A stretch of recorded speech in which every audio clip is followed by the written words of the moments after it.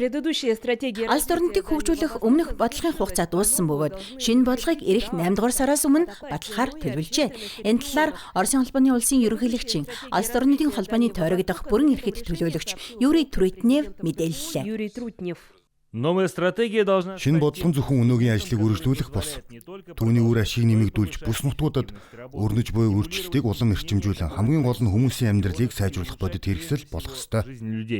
Шинэ бодлого боловсруулах ажилд зөвхөн холбооны төвийн байгууллагууд бос бүс нутгийн иргэдэж оролцсноо. Энд Брэдийн оршин суугчдын санаачлал саналууд ч тусгагдах юм. Энэ зорилгоор стратегийн хилцүүлгүүдийг зохион байгуулж, оролцогч бүр өөрийн санал тулгамдсан асуудлын шийдлийг дэвшүүлжээ. Алс орнуудын бүс нутгууд илүү тэнцвэртэй, илүү хурдцтай хөгжихийн тулд хоорондоо нэгт уялдаа холбоотой байх ёстой. Өөрөөр хэлбэл бүс нутгуудын хамтын ажиллагааг үргэлжлүүлэх шаардлагатай. Манай Иволгийн дүүргийн хамгийн хүндрэлтэй асуудлын нэг бол авто зам. Бид хотын богинорл бүхий бүсэд хараалагддаг учраас олон замд дүүргийн хэмжээнд хэмэлт анхаарал шаардлагатай байна. Мөн манай хэд хэдэн суурин төвлөрсөн усан хангамжгүй байна. Эдгээр асуудлыг нийгэм эдийн засгийн хөгжлийн хөтөлбөр тусгаасаа гэж хүсэж байна. Тулгуур суурин газрын ойролцоо байрладаг сурингуудыг мөн хамруулж төрийн хөтөлбөрүүдийн хүрээнд дэмжлэг авах боломжийг бүрдүүлэх хэрэгтэй. Мөн дүүргүүдийн нийт нутаг дэвсгэрийн нөхцөл байдал дүн шинжилгээ хийж, нэн төрөнд их засвар шинжилгээ хийх шаардлагатай нийгмийн гол объектуудыг тодорхойлох нь зүйтэй. Мөн оролцогчид Брэдийн хөгжлийг аж үйлдвэр, хөдөө аж ахуй, аялал жуулчлал, эрүүл мэнд, боловсрол, нийгмийн хөгжил гэсэн 6 үндсэн чиглэлээр хилцсэн байна. Өнөөдөр бидний ярьж буй стратегийн үр дүн 10-20 жилийн дараа харагдана. Үр дүн гарцаагүй гарна. Яг л 2012 онд ерөнхийлөгч зүүн бүсийг хөгжүүлэх шийдвэр гаргасны дараах үр дүн өнөөдөр боддоор харагдаж байгаатай адилхан юм. Шинэ стратегийг боловсруулах нь өнгөрсөн онд Оросын холбооны улсын ерөнхийлөгч Владимир Путиний өгсөн үүрэг даалгаврын нэг юм. Баримт бичгийг боловсруулах ажилд дорнодын төрийн төлөвлөлтийн төв идэвхтэй оролцож байна. Алс орнууд өмнө нь нэрнээсээ болоод аслагдсан бүс мэт ойлгогддог байсан бол өнөөдөр Оросын эдийн засгийн өсөлтийн гол цэгүүдийн нэг болж байна. Энд томоохон үйлдвэрүүд баригдаж байна. Үүнээс гадна зөвхөн өндөр орлого олохоос гадна богино хугацаанд карьераа ахиулах боломжч бий. Шинэ баримт бичиг 2036 он хүртэл хэрэгжүүлэх хөгжлийн зорилтуудыг тодорхой тусгах юм. Одоогоор стратегийн төсөл боловсруулагдаж байгаа бөгөөд энэ онд багтаан батлахаар төлөвлөжээ.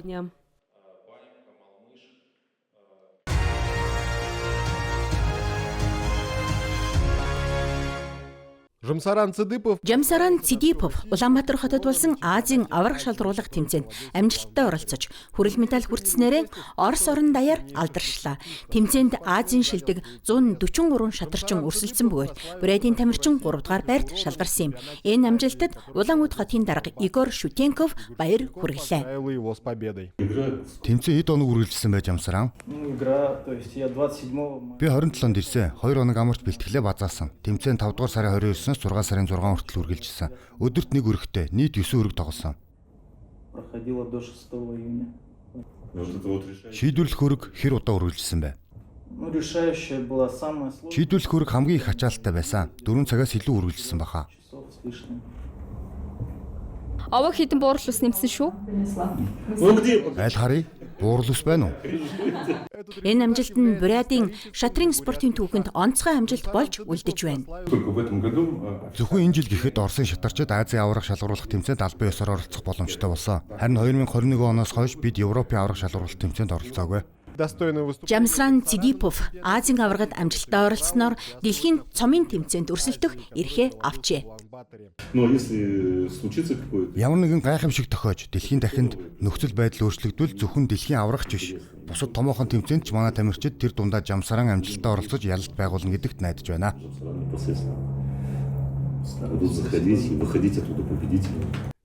Игор Шутенков Жамсаран Цидиповт Халимгийн Эльстэй хотод урласан шатрын иж бүрлийг дурсгал болгон гардууллаа.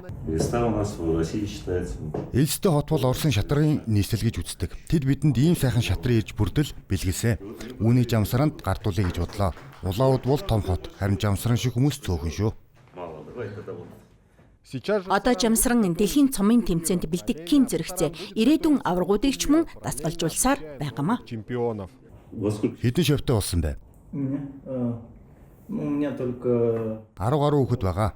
у меня группа своя, около 10 человек. 10 человек. Охид өвгүүд үү? Авьяастай юу? Талантливые ребята. Тийм ээ. Шатраар амьсгалж байна уу?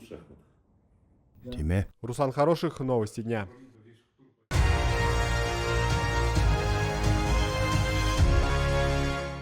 Спасибо докторам. Первой городской больницы, которая... Амийг минь аварч 2 дахь амьдрал бэлгэсэн хотын 1-р эмнэлгийн эмч нартаа баярлалаа. Тэд өнөөдрийн төрөлцөн ирсэн байна. Алга ташцгаая. Маш их баярлалаа эрхэм эмч нараа. Большое вам спасибо, дорогие! Эдгээр алга ташилт алин тоглолтоор яваа циркийн жүжигчин Алексей Шилин Ерхүү хотын 1-р эмнэлгийн эмч нарт зориулсан юм. 2 жилийн өмнө тэрээр алин тоглолтынхан үеэр зүрхний шигдээсийн онцлогоор яаралтай бүсийн судасны төвд хүргэгдэж байв. Тухайн үед эмч нар тэрэнд яаралтай мэссэл хийснээр дахин тайзнан гарч алин тоглолтоо үргэлжлүүлэх боломжтой болжээ. Я сказал, что я дышать уже не могу. Би амьсгалж чадахгүй гэж хэлэхэд тайзан дээр бүү гар гисэн юм. Харин үзэгчид ямар ч буруугүй. Тоглолтоо дуусгах ёстой гэлээ. Дараа нь машины доогуур ордог үзүүлбэрээ хийсэн. Тэр үед дахиж ирж чадахгүй байх гэж бодсоо. Би маш муу, хүнд байсан. 3-3-аар тасалж амьсгалж байлаа. Аз болоход бүх зүйл амжилттай болж машин дээгүүр минь гарсан ч би амьд үлдсэн.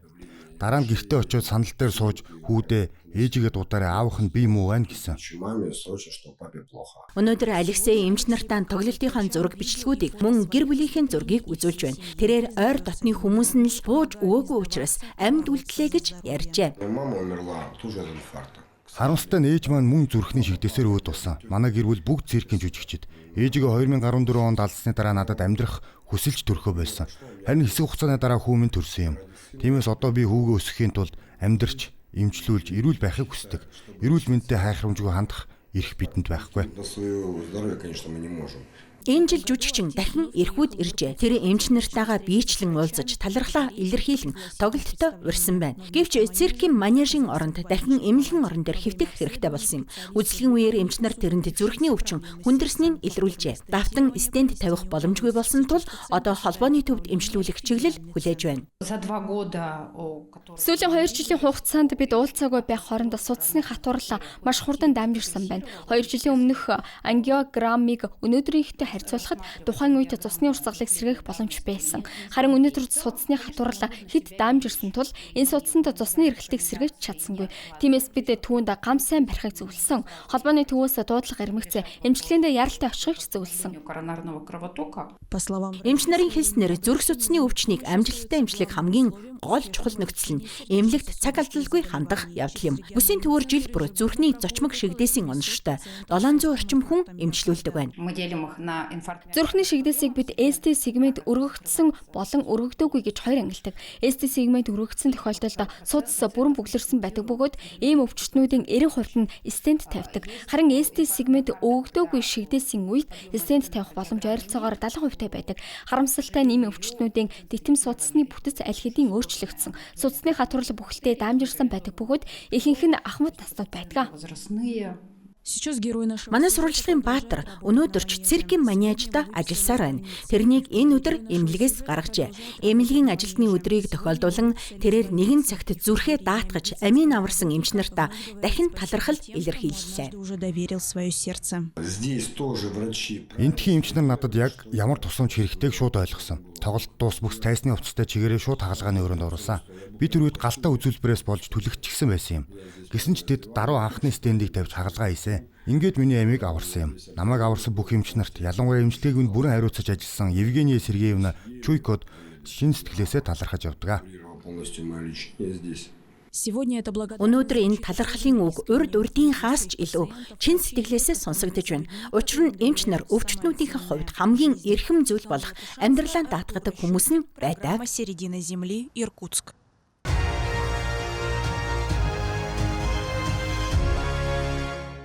Табагийн ойн үржүүлгийн газарт сүүлийн 5 хоногийн турш ажил эд өрнөж байна. Гал төмөртэй тэмцэх албаныхан Якутийн хөдөө аж ахуйн технологийн их сургууль болон хөдөө аж ахуйн техникумын оюутнуудын өмнө 500 мянган үр тарих томоохон зорилт тавьжээ. Модны амьдралын эхлэл яг эндээс тавигддаг. Үрийн соёлтод тохирсон хүчлэгтэй тусгай хүлрийг гараар кассетад дүүргэдэг. Анхаарахад амархан ажил мэт боловч энд ч ур чадвар шаардлагатай. Хүлрийг хэд сэрэг биш, хэд шахууч биш, тааруулж хийх хэрэгтэй. Эдгээр нь үр тарих зориулалтын тусгай кассетууд юм. Бид үүнийг Беларусь улсаас худалдан авдаг. Кассетыг хүлрээр дүүргээд дараа нь үрээ тарьдаг. Энд бид нарсны үр тарьж байна. Үрийг Красноярскийн ойн үрийн 20 дугаар бүсээс авчирдаг. Тарьсан нарсны үрсэлгээ өнгөрсөн жил шинээр барьсан хүлэмжид боожих юм. Өмнө нь ийм хүлэмжгүй байсан тул Якутийн мэргэжилтнүүд бусад бүс нутгаас суулгац худалдан авах шаардлагатай болдог байжээ. Урьдчилсан тооцоогоор өөрсдөө суулгац ургуулах нь 2 дахин хямд тусгайж. Гэхдээ эхний шатанда үрсэлгээ онцгой арчилгаа шаарддаг байна. Үрсэлгийн тохирсон бичил орчин тодорхой гормын услага, нэмэлт арчилгаа шаардлагатай. Хэрэв үрээ зүгээр л газарт суулгавал огт өөршөө маш удаа ургаж ойг нөхөн сэргээхэд шаардлагатай хэмжээнд хүрэхэд их хугацаа орно. Зуны турш эдгээр ногоон бяцхан моддын арчилгааг Анатолий Сичов хариуцсан. Өдрийн эхний усалгааг халуун нар гарахаас өмнө хийх ёстой учраас тэрээр өглөөний 5 цагаас ажиллаа эхлүүлдэг. Гэхдээ Анатолий энд огтхонч гомдлтгүй. Би энэ ажилдаа хайртай. Хөдөлмөрийнхөө үр дүнг харахад сайхан. Бусд нь өчүүхэн зүйл юм а. Хүлэмжээс гарсны дараа үрсэлгээг боожуулах, хүүтэнд дасгах хэсэгт шилжүүлнэ. Нарснууд өвлийг задгаа агаарт өнгөрөөсний дараа Якутийн хатуу хүүтэнд бүрэн дасаж, ойд шилжүүлэн сулгахад бэлэн болдог байна.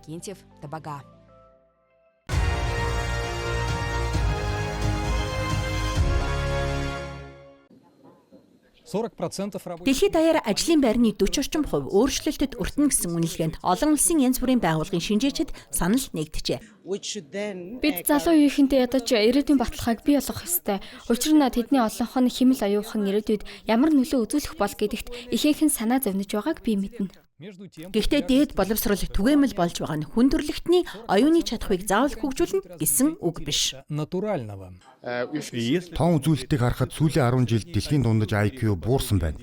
Магадгүй бид альвааг өөрсдөө мэдэж авах гэж хичээхээсээ залхуурч зүгээр л хиймэл оюун ухаанаас асуудаг болсонтой холбоотой байгаа. Тэгвэл хүн төрөлхтөн шилдэг оюутнуудын бүтээсэн энэ технологиг хэрхэн зөв ашиглах вэ? Хүн хамгийн түрүүнд суралцаар байх ёстой. Шин зүйлээс айхгүй эрсдэл гаргаж, мэдлэг ур чадвараа байнга дэвшүүлэх хэрэгтэй. Хиймэл оюун өгснөөр дээд боловсрол хэрэггүй болно гэж би боддоггүй. Харин хүмүүс маргаантай төвөгтэй нөхцөл байдалтай илүү олон удаа нүүр тулах болно. Ийм үед хүн хиймэл оюун ухааны алгоритмаас илүү уян хатан байж чаддаг юм. Бид өгөгдөлтөд илүү үр ашигтай ажиллаж, тооцоолыг илүү оновчтой хийж, цөөн хэдэн жишээнээс ч суралцах чадвартай. Далян хотод болсон хилцүүлгийн үеэр оролцогчид ирээдүйн ажил хайгчдад зөвлөгөө өгчээ. Одоо хамгийн чухал нь та хиймэл оюуны хийж чадахгүй юуг өөрөө хийж чадхаа, мөн ямар ажлыг хиймэл оюун ухаанд даатгавал илүү үр дүнтэйг тодорхой ойлгох хэрэгтэй. Энэ жил бид сүүлийн 5 жилийн хамгийн олон төгсөгчдийг ажилд авсан. Учир нь хиймэл оюун ухааны салбарт илүү төрөлхийн сэтгэлгээтэй шинэ авьяаснуудыг бид хүлээж байна. Богино хугацаанд олон шинэ ажлын байр, албан тушаалыг дахин тодорхойлох шаардлага гарна гэж би өөдрөгөөр харж байна. Харин урт хугацаанд хиймэл оюун ухаан түүнийг хамгийн сайн ашиглаж чаддаг хүмүүст илүү олон боломжийг бий болгоно. Энэ асуудлаар нэгдсэн дүгнэлт одоогоор алга. Гэхдээ нэг зүйл тодорхой байна. Хиймэл оюун ухаан өдөр тутмын амьдралын салшгүй хэсэг болж цаашид ч нөлөөгөө улам тэлсээр байх болно. Тиймээс ажил хайж байгаа хүн бүр энэ өөрчлөлтийг тооцохоос өөр аргагүй болж байна.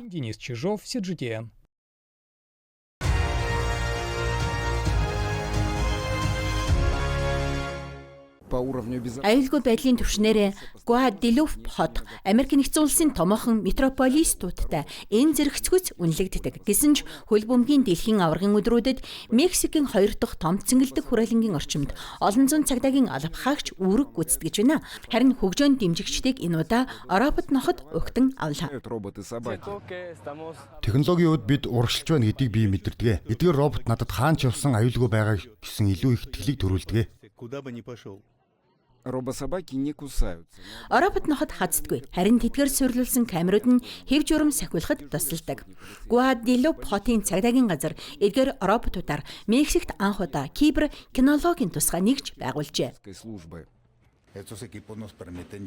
Эдгээр робот бидэнд хүн ороход хүндрэлтэй битүү орон зайд ажиллах боломж олгодог. Ингэснээр бид илүү зөв шийдвэр гаргаж тусгай ажиллагааны үеэр албан хаагчдын аюулгүй байдлыг хамгаалж чаддаг. Энэ технологи урт хугацаанд ашиглагдах нь тодорхой. Бидний зорилго бол олон нийтийн аюулгүй байдлыг хангах ажилд илүү олон шинэ технологиг нэвтрүүлэх явдал юм а.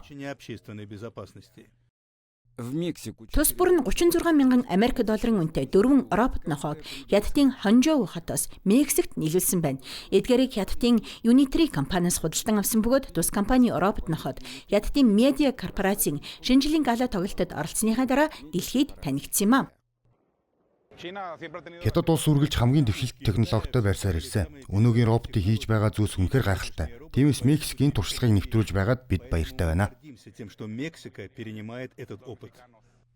на полную Уламжлалт албаны нохойг бэлтгэхэд олон жил шаарддаг бол робот нохойг удирдахын тулд joystick-та удирдлагыг эзэмшихэд л хангалттай. Гуаделуп хотын цагдаа нарын хувьд тэд ердөө 2-7 хоногийн сургалтын дараа хамгийн үнэнч туслагчид нь болжээ. CGTN.